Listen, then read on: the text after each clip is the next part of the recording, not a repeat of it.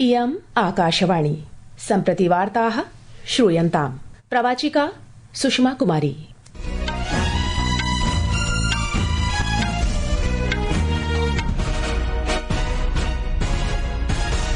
आदौ मुख्यवार्ताः।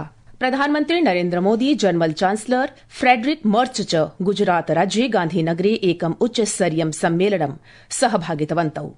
भारत जर्मनी देशाभ्यां महत्वपूर्णानि 19 सन्धिपत्राणि हस्ताक्षरितानि। प्रधानमन्त्री नरेन्द्र मोदी नवदिल्ल्यां प्रवर्तमान वर्षीय विकसित भारत यंग लीडर्स डायलॉग इत्यस्य समापन सत्रं सहभागित्वं करोति। केन्द्रीय पर्यावरण ऋतु परिवर्तन मन्त्रिणा भूपेन्द्र यादवेन प्रोक्तं यत् प्राथमिक कृषि ऋण समितीनां दृढतम अन्तर्जाल कारणात् भारतदेशः कस्यापि वैश्विक आर्थिक संकटात् सम्मुखीकर्तुं सन्नद्धो वर्तते। ईरान देशे प्रशासनं विरुध्य 16 दिनेभ्यः देशव्यापी विरोध प्रदर्शनं प्रचलति। अमेरिका स्थितेन मानवाधिकार कार्यकर्त्रा उक्तं यत् मृतकानां संख्या 44,500 संवृत्ता।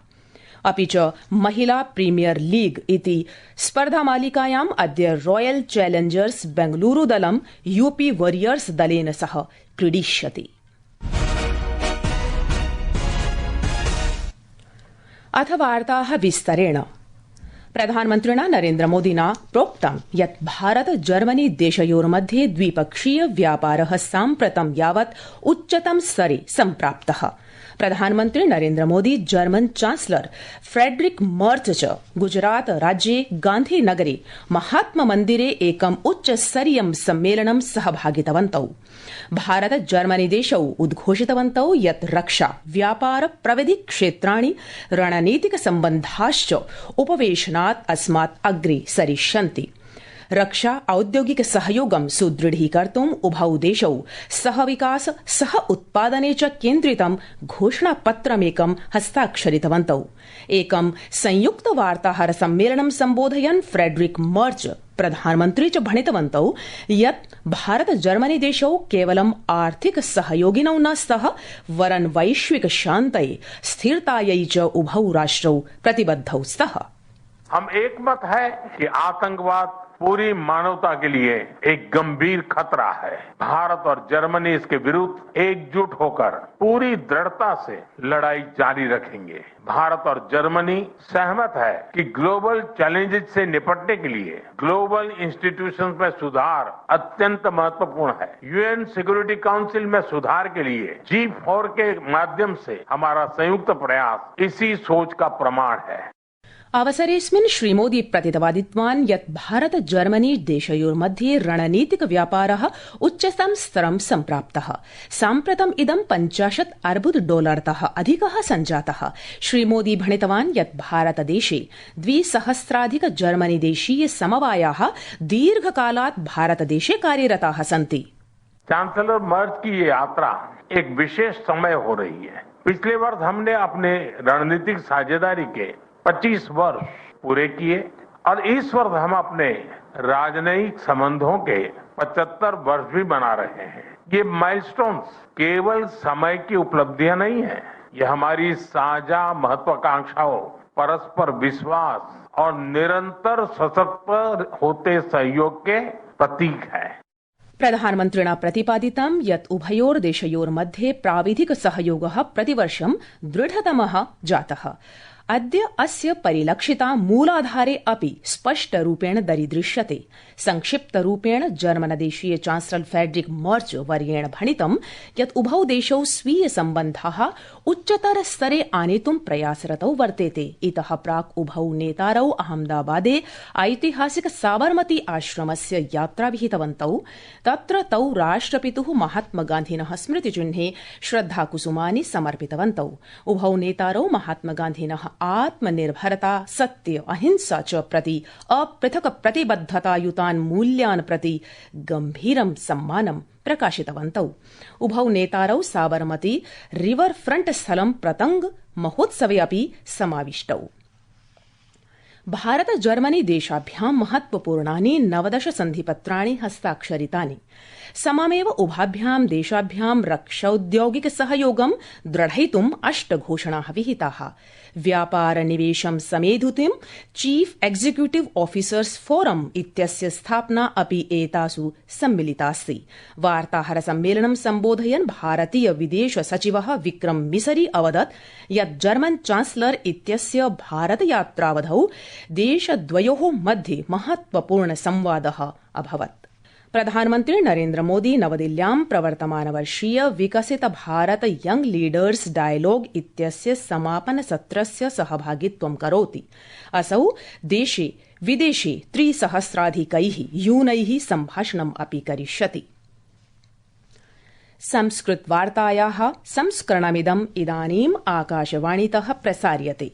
सममेव अयं कार्यक्रमः आकाशवाण्याः अन्तर्जालपटले www.newsonair.gov.in इत्यत्र अथ न्यूज ऑन एआईआर चलदूरभाषीये तन्त्रांशे अपि उपलब्धो भविष्यति। केन्द्रीय पर्यावरण वन ऋतु परिवर्तन मन्त्रिणा भूपेन्द्र यादवेन प्रोक्तं यत् प्राथमिक कृषि ऋण समितीनां दृढतम अन्तर्जालकरणात् भारतदेशः कस्यापि वैश्विक आर्थिक संकटात् सम्मुखीकर्तुं सन्नद्धो वर्तते। ईराने प्रशासनं विरुध्य 16 दिनेभ्यः देशव्यापी विरोध प्रदर्शनं प्रचलति। अमेरिका स्थितेन मानवाधिकार कार्यकर्त्रा उक्तं यत् मृतकानां संख्या 44,500 संवृत्ता। तत्र अन्तर्जालसेवा दूरभाषसेवा च बाधिते स्तः। अत्रान्तरे अमेरिकायाः राष्ट्रपतिना डोनाल्ड ट्रम्पेण उक्तं यत् सः ईरानेन सह संवादं कर्तुम् इच्छति। अखिल भारतीय आयुर्विज्ञान चिकित्सा विज्ञान संस्थान एम्स इत्यनेन नवदिल्ल्यां स्वीय दिङ्निर्देशाः प्रसारिताः यत् ये रुग्णाः रक्तचाप किडनी सम्बद्ध रोगेभ्यः ग्रस्ताः सन्ति तेषां कृते शीतलहर्याः प्रकोपः हानिकारको वर्तते। तेभ्यः समये समये स्वीय स्वास्थ्य अन्वीक्षणं विधातव्यम्। उपराष्ट्रपतिना सीपी राधाकृष्णेन उक्तं यत् शिक्षायाः उपयोगः असमानतायाः न्यूनीकर्तुं कोणस्थानात् समुदायान् सशक्तं विधातुम् अथ विकासः देशस्य कोणेषु सुनिश्चेतुं करणीयः। राजधान्यां नवदिल्ल्यां जवाहरलाल नेहरू विश्वविद्यालयस्य 9 दीक्षान्त समारोहं सम्बोधयन् उपराष्ट्रपतिः अवदत् यत् शिक्षा न केवलं चरित्र निर्माणं करोति, मानसं बुद्धिं च दृढतां प्रददाति। रक्षा अनुसंधान विकास संघटन DRDO इत्यनेन ह्यः हैदराबादे गतिशील लक्ष्ये उच्चस्तरीय आक्रमणक्षमतायुतं मानव पोर्टेबल टैंक रोधी निर्देशितं प्रक्षेपास्त्रं सफलतया प्रक्षेपितम्। रक्षामन्त्रिणा राजनाथ सिंहेन सफल परीक्षणाय DRDO संघटनस्य सहयोगिभ्यः उद्योग जगत वैज्ञानिकेभ्यः शुभाशयाः प्रकटिताः।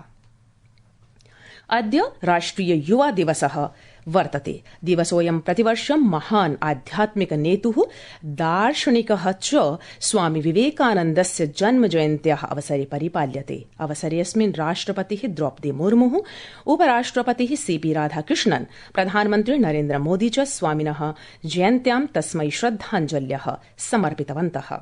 राष्ट्रपतिना प्रोक्तं यत् स्वामी विवेकानन्दः शाश्वतः दूरदृष्टा आध्यात्मिकयुतः महान् दार्शनिक नेता अवर्तत। उपराष्ट्रपतिना प्रोक्तं यत् स्वामी विवेकानन्देन स्वीय जीवने शिक्षायां च आन्तरिक शक्तिम्, आत्म अनुशासनं, निस्वार्थ सेवां च सार्थक जीवनं च स्तम्भरूपेण प्रतिपादितम्।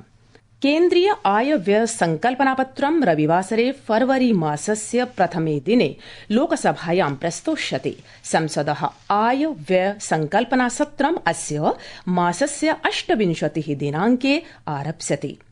एप्रिल मासस्य 2 दिनं यावत् प्रचलिष्यति। केन्द्रीय कृषक कल्याण मन्त्रिणा शिवराज सिंह चौहानेन युवनेतारः प्रतिबद्धतया अनुशासनेन च सह लक्ष्यं प्रापयितुं प्रोत्साहयत्। महिला प्रीमियर लीग इति स्पर्धा मालिकायाम् अद्य रॉयल चैलेंजर्स बेंगलुरू दलं यूपी वॉरियर्स दलेन सह क्रीडिष्यति। भारतीय समयानुसारेण स्पर्धा सायं 7:30 मुम्बय्याम् आरब्धा भविष्यति।